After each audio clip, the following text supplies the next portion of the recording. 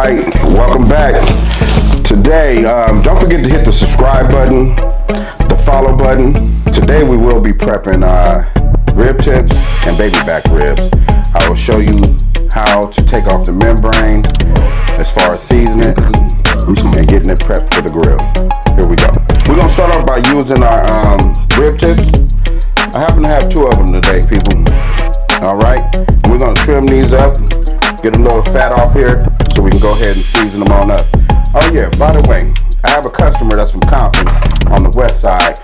She purchased me for my birthday a few years ago a knife engraved with my name on it. I wanted to tell her thank you for that.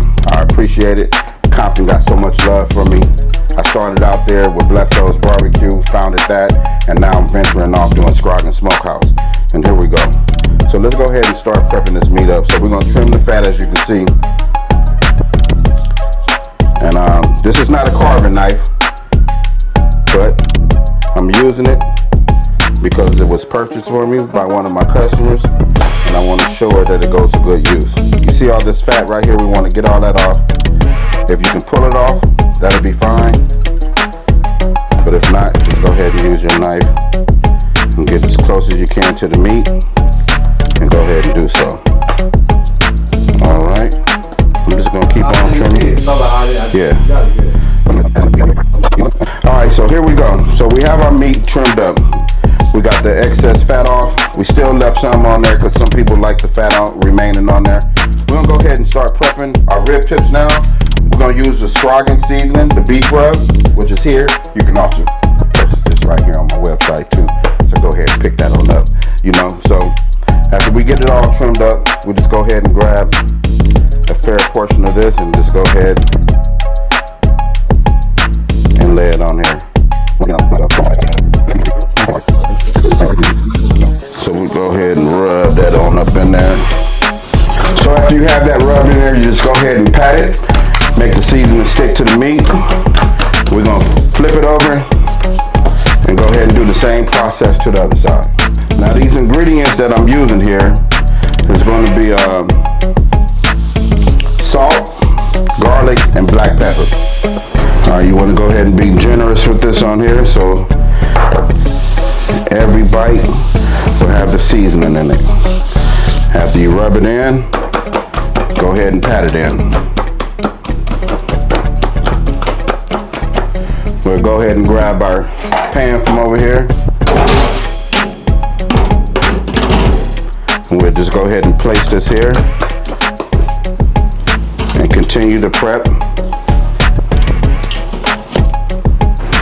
Alright, here we go. So now we have our rib tips prepped already. So we're going to move on to our baby back ribs. We have a whole different seasoning for that one. That's going to be our pork rub, which is here. Okay? So we're going to go ahead and apply our pork rub. But before we do that, we're going to take this membrane off right here. So you just grab a knife. Let's go ahead and grab something a little smaller. You're just going to get up under there. And once you get it started, you'll be able to go ahead and take it off by hand. Alright, so a lot of people like to keep that on there. The reason being is like when you're smoking your meat, it would lock that smoke in there and the seasoning in there. And then over time, if you cook it long enough, it will go ahead and break that membrane down and it'll be good to go.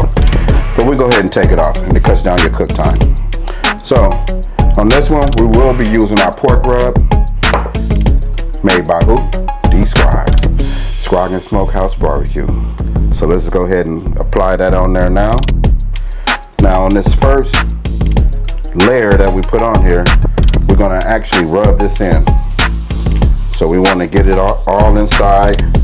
It's like giving your girl a back rub, you know? She's going to enjoy this. Now after you do so, I'm going to go ahead and later on stick this in the sauna and get it all ready for you. You'll be able to go ahead and have at it. So let's go ahead now, add some more. Now on this second we're gonna go ahead and just rub it in for a few seconds, and then we'll pat it in and make sure that it sticks to the meat.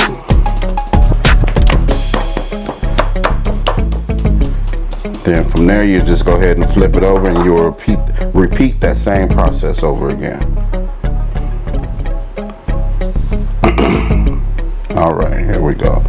So we'll go ahead and rub that in.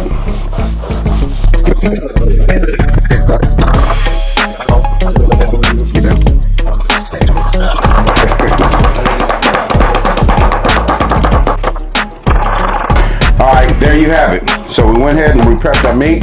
Now we're going to get our grill. Our grill is already going, so it's we're going to get our grill up to temperature 275. I like to cook at 250. Raise it up a little bit. Put your meat on there.